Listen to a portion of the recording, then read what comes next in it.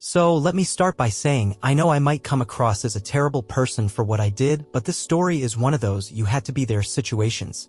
You know when you're pushed to the edge and all you can do is snap? Well, that's exactly what happened to me. I've been married to my wife for 5 years. And if I'm being honest, the first couple of years were great. The honeymoon phase, everything was perfect. But then slowly it all went to bottom.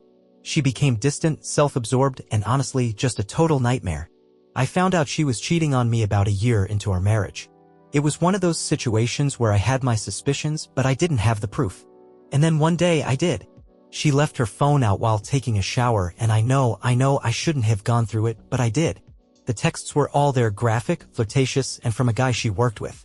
I confronted her, and her response? You're just being paranoid. Nothing is going on. But I knew. She was lying. I felt the betrayal like a punch in the gut. She wasn't even sorry. Just annoyed I had caught her. At that point, I was done. But here's the thing, I'm a prideful guy. I wasn't going to beg her to stay or cry over it. No, I decided to do something a little different. I'd get back at her, but I wasn't going to do it in the obvious way. I was going to play the long game. Fast forward a few months and things just kept getting worse. Her attitude was unbearable and the tension between us was so thick you could cut it with a knife. I started working late, not because I was trying to avoid her, well, kind of, but because I needed to clear my head. And during those late nights, I met someone. A woman who was kind, understanding, and let's be honest, way better than my wife in every way possible. I'm not proud of it, but I slept with her.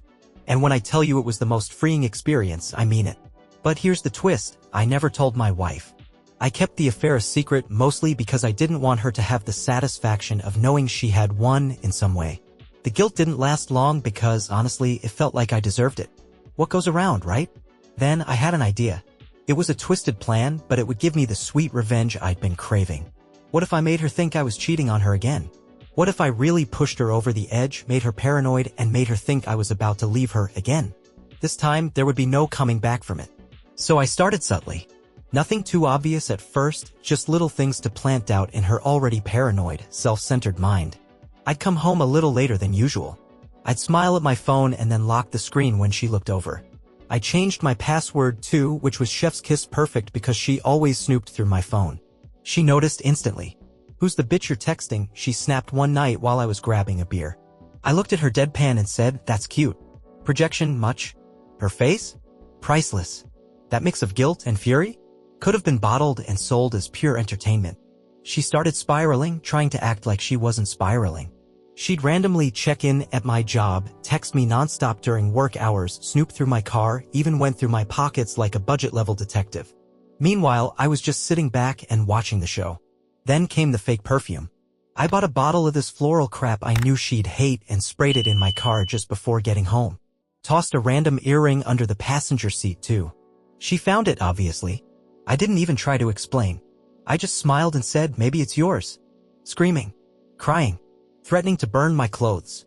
She called her sister, her best friend, and her mother, all three of whom have always treated me like the villain in her fantasy drama life. She played the victim like she was auditioning for a soap opera. Except, she still wouldn't leave me. Oh no. That would have been too easy. Instead, she flipped the script. Suddenly she was trying to fix us. Booking stupid couples yoga classes. Leaving dumb affirmations taped to the bathroom mirror like, we are strong. We are meant to be. But I played along. Acted confused. Said things like, I'm just trying to figure things out right now and I don't know where my head's at. I knew exactly where my head was, planning the endgame. She was unraveling and I was just getting started. To make things even more interesting, I started leaving on random weekend business trips. No such business existed, obviously. I'd pack a bag, book a cheap Airbnb a couple hours away, crack a beer, watch Netflix, and laugh myself to sleep thinking about the chaos at home. One night I came back and she was sitting on the couch crying, like actual ugly crying. She said she'd been feeling like she lost me and then, get this, accused me of cheating. I stared at her and said, are you serious right now? She broke down and admitted to cheating on me again. With another guy. Not the coworker. A new dude. Said she was lost and confused. She swore it was only once. Right? Like I'm supposed to believe that. That was the moment I locked in the final part of my plan. I told her I needed time away to clear my head and think. She was begging me not to leave. I told her I'd be back after Easter. Little did she know, the only thing I'd be back with was the divorce papers. Told her I needed space to process everything, and that I was going somewhere remote. No service, no contact. Just me and my thoughts. I made it all sound very poetic and wounded. Like some dude who just found out the love of his life cheated on him and now had to go find himself. She lapped it up. She cried. Clung to me at the door like she was starring in a tragic romance. Told me she'd work on herself. Said she'd be waiting for me when I got back. I kissed her on the forehead. Didn't say a word. Walked out. And I made damn sure she didn't know where I was going. I turned off location services, left my car at a buddy's house, and took a rental out of state. I wasn't just going to be unreachable. I was going to be gone. Now, for context, I'd already been talking to a lawyer on the low for a few weeks before this, gathering receipts, texts, emails, screenshots of her little soap opera lies. I even found the guy she cheated on me with. Dude looked like he sold protein shakes out of his trunk and called himself a brand ambassador. Pathetic. My lawyer was a shark. Knew exactly how to use her behavior against her. Especially that last little confession about cheating just once. Spoiler alert, it wasn't once. I found hotel charges on our joint card, genius. We started prepping the papers while I was off the grid. Meanwhile, I started feeding her a slow drip of confusion. A random text here and there like, thinking about everything. Not sure where we stand anymore. Met someone interesting while traveling. Don't worry, just talking. Each one was a dagger to her ego. She went from crying to raging in record time. She started blowing up my phone with paragraphs. Guilt-tripping me. Accusing me of doing exactly what she had already done to me. It was honestly hilarious how fast she switched from, "Forgive me," to, "How dare you?" I stayed silent. Then she posted some vague single girl healing crap on Instagram. Like, "Girl, I haven't even served you yet. You're still married, unfortunately." Her captions were filled with classic BS like, "Sometimes you have to lose yourself to find yourself. You can't love someone else if you don't love yourself." Translation: I got caught, but I still want to look like the victim. Fast forward to Easter weekend. She tried calling again. Left a voicemail talking about how symbolic it would be for us to reconnect during a time of rebirth and forgiveness. Yeah, she really said that. So I sent her a text. "I'll be home Easter morning. Be ready." And oh boy, she even made breakfast. Dressed up. Had the nerve to wear this soft pink dress she knows I used to love. I walked in, didn't say a word, sat down at the table with her. She smiled nervously, asked if I was ready to talk. I pulled out the envelope, set it down next to her mimosa. "Happy Easter." You could hear the scream 3 blocks away. So there we were. Me calmly sipping her overly sweet mimosa. Her holding the divorce papers like they were made of acid and betrayal. First, she didn't say a word. Just stared at the envelope like she didn't understand what it was. Then she opened it. Her eyes scanned the pages. She shot up from her chair, pink dress flaring like some deranged Disney villain, and shrieked, "You're divorcing me? On Easter?" I raised an eyebrow. "You said this was a time of rebirth, right?" I mean, full-blown meltdown. She went from sad and shocked to accusing and hysterical in 0.3 seconds. First, it was, "You can't do this to me." Then came the "this isn't fair. I thought we were working things out." And finally, my personal favorite, "You're the one who cheated." Oh, the irony. I just sat there, calm as ever. Let her rant. Let her throw her little temper tantrum like the emotionally stunted child she was. She even knocked over the mimosa like we were in some dramatic Lifetime movie. "You don't get to play the victim," I said. "I've got screenshots, texts, receipts, even your hotel bookings. You want to play that game? You'll lose." She stopped. Froze. That was the first time I'd seen genuine fear in her eyes since this whole mess began. "Why didn't you just talk to me?" she asked, trying to fake sincerity again. "Why did you have to do this on a holiday?" "Oh, I planned that part especially for you," I said, smiling, "because I knew it'd hurt, just like it hurt me when you lied, when you gaslit me, when you made me feel like I was the crazy one for suspecting what you were actually doing." She sat down like her legs gave out. Tears started pouring. The waterworks were on full blast now. Because this woman didn't cry when I caught her cheating. She didn't cry when I begged her to just be honest years ago. She cried when she lost control. When she got dumped. When I walked away first. I told her the papers were already filed. All she had to do was sign. And then I stood up. She screamed, "Where are you going?" I looked at her, grabbed my keys, and said, "Out. With the woman who doesn't cheat, lie, or throw tantrums over breakfast." Then I walked out. And that was Easter. Now you'd think that would be the end of it, right? Ha. Nah. You clearly haven't met my soon-to-be ex-wife. The next few days were like the aftermath of a nuclear bomb, but only if the bomb was powered by rage, desperation, and chronic delusion. First, she started love-bombing me. Texts, emails, voicemails. Long paragraphs about how she never stopped loving me, how she was scared and lost, and how this wasn't who she really was. She even started quoting Bible verses about forgiveness and redemption. She hadn't been to church since our wedding day, but suddenly she's the Virgin Mary. I ignored every single message. So then came phase 2, rage mode. She switched tactics like flipping a damn light switch. Started calling me every name in the book. Claimed I was the narcissist. Said I had been cheating the whole marriage.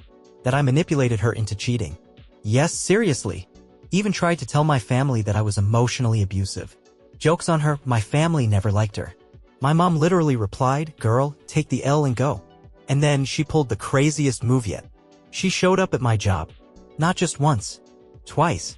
First time, she acted calm, asking for 5 minutes of my time. Security escorted her out.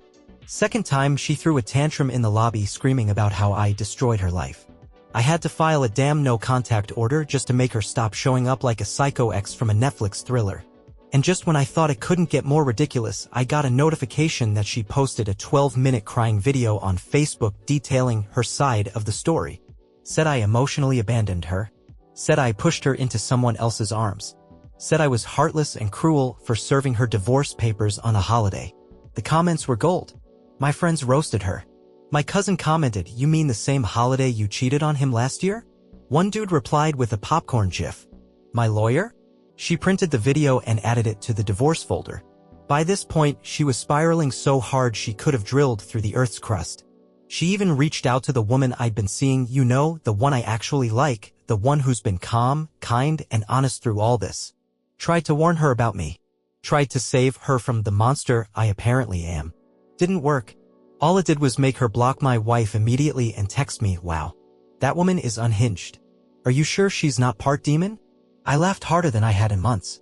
But the truth was, the storm wasn't over. Not yet. Because now she wasn't just trying to get me back. She was trying to take me down. If I thought the Facebook video was the peak of her insanity, I clearly underestimated just how far this woman was willing to go. With the divorce in motion and no more ways to guilt-trip me back into her orbit, she turned her sights on something else. My bank account. Out of nowhere, she drained half of her joint savings. Just wiped it clean. This was money I had put in solely me from freelance gigs and side hustles. Her contribution? Literally nothing. She hadn't worked consistently in over a year. Said she was between passions. Whatever the hell that means. So, yeah, she drained it and had the audacity to text me. "If I have to suffer, so do you." I forwarded it to my lawyer immediately. Her response? "Beautiful. Thank you. She's helping us build your case." Still, I was pissed. So I got a little petty myself. I canceled all the credit cards with her name on them. Repossessed the car that was in my name. Took her off the Netflix, Spotify, HBO, and even the damn DoorDash account. She really lost it over the DoorDash texted me, "How am I supposed to eat now? Try cooking. You've lied about being good at it for years." But we weren't done. She started telling mutual friends I was abusive. One even called me, concerned, saying, "Hey, she told me you punched a hole in the wall and scared her." I paused, laughed, and sent them a photo of our pristine, undamaged drywall. Another lie. Another failed smear campaign. But she was getting desperate now. She went after my job, left a fake review on our business page, claiming I harassed her and emotionally manipulated female clients. Again, forwarded to my lawyer. Again, more ammo. At this point, she was trying to burn down the whole world around me, forgetting that she was standing in the fire too. Then came the weirdest move yet. She tried seducing me. Again. Yeah. After all the drama, all the slander, all the stalking. She shows up one day at the gym I go to. in full glam, fake crying, saying she just wanted one last night to remember what we had. I blinked, then said, "Yeah, I remember it. That's why I'm leaving." She screamed. Again, yes, in public, and called me emotionally unavailable. Which, I mean, she's not wrong, but damn if it wasn't the pot calling the kettle psycho. The staff had to ask her to leave. I swear, this woman thinks life is a season finale that never ends. But what she didn't know was that I'd already lined up my next move. Something that would shut all of it down. Finally. For good. Alright. So after weeks of chaos, lies, public meltdowns, and her turning into some kind of vengeful spirit from a low-budget horror movie, I decided it was time to end the game for real. See, I hadn't just been sitting back watching her unravel. I'd been collecting, gathering, every message, every voicemail, every public stunt she pulled, every dime she took from the account, every insane attempt at contact, screenshots, video clips, even character witnesses. My lawyer? Thriving. She said, "Honestly, I don't even need to be good at my job here. She's doing all the work for us." But I wanted to go one step further. I didn't just want a clean break. I wanted everything she tried to take from me back, with interest. So here's where it gets spicy. Turns out the guy she cheated on me with, the second one, not protein shake guy, was married. Yeah. The cherry on top. His wife found out, and instead of turning on me, she teamed up with me. We shared stories, timelines, compared notes, everything lined up. They'd been seeing each other for almost a year, way longer than she originally confessed. My wife had even lied about ending it. Turns out they were still texting behind my back while she was trying to fix things with me. So what did I do? I sent the entire chat log and hotel receipt trail to the guy's wife. She filed her divorce 2 days later. Then she forwarded the messages to my lawyer as well, to show ongoing infidelity, lies, and malicious intent from my wife. It was a fatal blow. My lawyer called me and said, "You want full asset protection, spousal support immunity, and your name cleared entirely? We got it. She's toast." But I wasn't done yet. Remember how she made that dramatic Easter meltdown all about her? Claimed I ruined the holiday? Well, I waited for another little holiday. Her birthday. She was throwing this small get-together, trying to put on a brave face. I wasn't invited, obviously, but someone tagged her in a story, so I sent her a single text. "Happy birthday. Just finalized the papers. You're officially free to go ruin someone else's life now." Blocked her immediately after sending it. According to one of our mutuals, who can't stand her but loves gossip, she had a full-on panic attack in the middle of her party. Knocked over the cake. Screamed something about me being a heartless bastard. Honestly, that might be the nicest thing she's ever said about me. So here it is. The final chapter. After all the games, the tears, fake and otherwise, the cheating, the gaslighting, the public meltdowns, and the absolute circus she turned our lives into, it was done. The divorce was finalized. Clean break. Ironclad. I owed her nothing. She walked away with exactly what she deserved. Jack, my lawyer, MVP, said the judge practically rolled their eyes reading my wife's victim statement, and that it looked like she was trying to write a Lifetime movie script instead of presenting a legal defense. She made a last-ditch effort in court trying to get some kind of spousal support. Claimed she was traumatized by the end of our marriage and needed financial help to get back on her feet. The judge asked her, "Were you also traumatized while in hotel rooms with your boyfriend while still married?" Case closed. I walked out of that courtroom feeling like I dropped 100 pounds. And honestly, I kind of did. That woman was a walking red flag parade. So what happened after? She went quiet. For a while. Probably licking her wounds, trying to rebuild her image. She even deleted that Facebook crying video. Shame, it was comedy gold. But word got around. Her little squad of enablers started peeling off once they realized she wasn't the innocent, misunderstood wife she'd painted herself as. Some of them even messaged me privately, saying, "Okay, yeah, we didn't know it was that bad."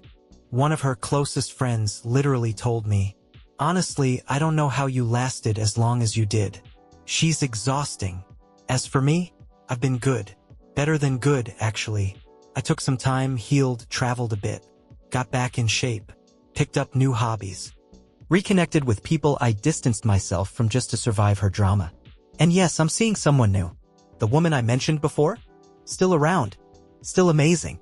Funny how peaceful life feels when you're not constantly bracing for emotional whiplash every time someone texts you. Last I heard, my ex is still trying to rebrand herself online. She's calling herself an emotional wellness coach now. I know. I laughed too. But me? I'm done. No more games. No more lies. No more fake tears and holiday breakdowns. Just peace. And the sweetest part? She knows I'm thriving and she'll never get to be a part of it.